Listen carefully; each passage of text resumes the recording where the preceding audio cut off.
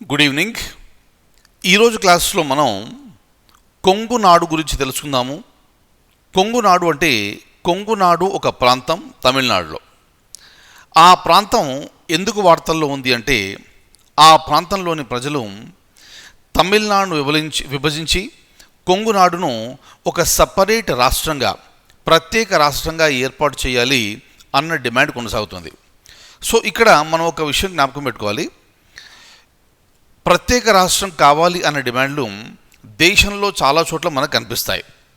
అయితే దానికి సంబంధించిన విషయం ఎప్పుడు న్యూస్లో ఉన్నా కూడా అక్కడి నుంచి మనకు దానికి సంబంధించిన ప్రశ్న వచ్చే అవకాశం ఉంది.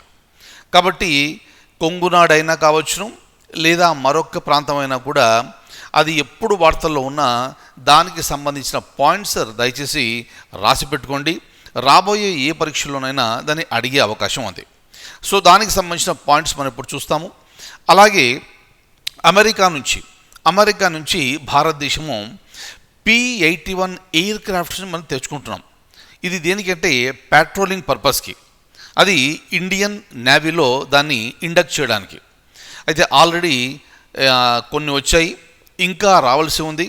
వచ్చిన వాటిని ఆల్రెడీ మనం మన నౌకాదళంలో దాన్ని చేర్చడం అంటూ జరిగింది. సో మనకు తెలుసు భారతదేశానికి సంబంధించి ఈ రక్షణ అనేది చాలా సున్నితమైన అంశం.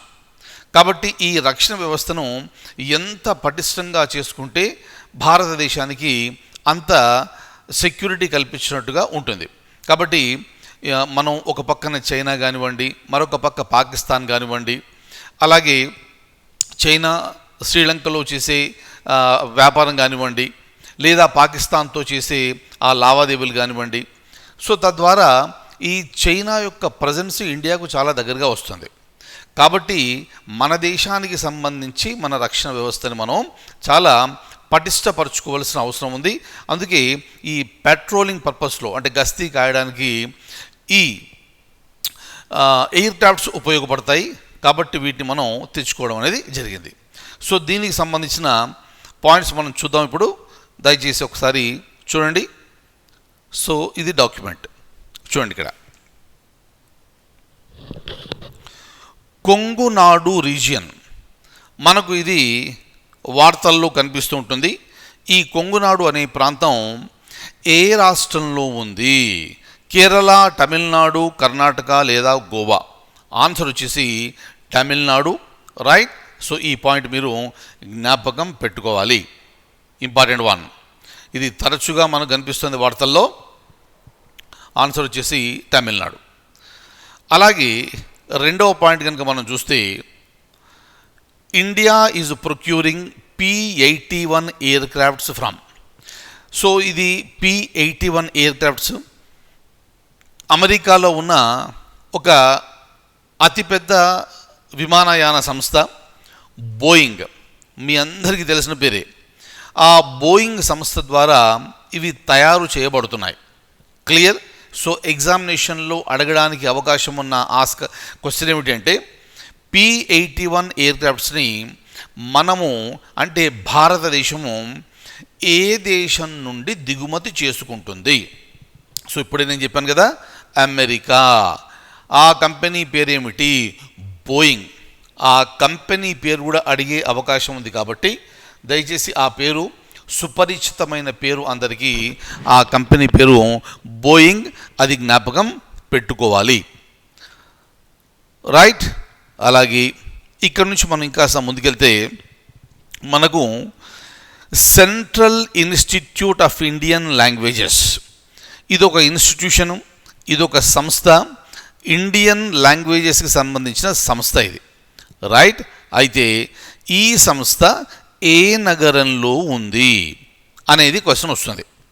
చూడండి, మనము ఈ మధ్యలో లాంగ్వేజెస్ గురించి, అంటే ముందు నుంచి మనం మాట్లాడినప్పటికీ కూడా ఏ రాష్ట్రంలోనైనా ఈ భాషకు సంబంధించిన విషయం ప్రస్తావనకు వచ్చినప్పుడు, అది వార్తల్లో ఉన్నప్పుడు అది ఒక ప్రశ్నగా వచ్చే అవకాశం ఉంటుంది.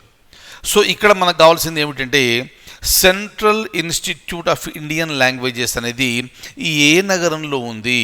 పూనాలో ఉందా, లక్నోలో ఉందా, మైసూరులో ఉందా, బెంగళూరులో ఉందా? ఆన్సర్ వచ్చేసి మైసూర్. రైట్. సో ఇది కూడా మీరు జ్ఞాపకం పెట్టుకోవాలి. క్లియర్. అయితే ఇంకొక పాయింట్ మీకు ఏం చెప్పదలుచుకున్నానంటే, చూడండి, మనకు అడగడానికి ఆస్కారం ఉన్న మరొక క్వశ్చన్ ఏమిటంటే, ఈ central institute of Indian languages, so ఈ సంస్థ ఉంది కదా, ఈ సంస్థ ఏ మంత్రిత్వ శాఖ ఆధ్వర్యంలో పనిచేస్తుంది అని అడగడానికి ఒక ఆస్కారం ఉంది. Right. So central institute of Indian languages అనేది మనకు మైసూర్లో ఉంది. కాకపోతే మనకు కావాల్సింది ఏమిటంటే, ఇది ఏ మంత్రిత్వ శాఖ ఆధ్వర్యంలో పనిచేస్తుంది అనేది మనకు కావాలి. అయితే జ్ఞాపకం పెట్టుకోండి దయచేసి, ఇది ministry of education. Ministry of education, దానికి ఇంతకుముందు ఏం పేరు ఉండేది? Ministry of human resource development. ఆ మినిస్ట్రీ ఆఫ్ హెచ్ఆర్డిని ఆ పేరు మార్చి దాన్ని ఇప్పుడు ప్రస్తుతం మినిస్ట్రీ ఆఫ్ ఎడ్యుకేషన్గా పిలుస్తున్నాం. అయితే ఈ central institute of Indian languages అనే సంస్థ మినిస్ట్రీ ఆఫ్ ఎడ్యుకేషన్ ఆధ్వర్యంలో పనిచేస్తుంది. ఇది మైసూరులో ఉంది. ఈ పాయింట్స్ మీరు జ్ఞాపకం పెట్టుకోవాల్సింది. రైట్. సో ఇవి ఈ రోజుకు సంబంధించిన అంశాలు. మరిన్ని అంశాలతో మళ్ళీ మనం తర్వాత క్లాసులో కలుద్దాము. అంతవరకు సెలవు. ధన్యవాదాలు.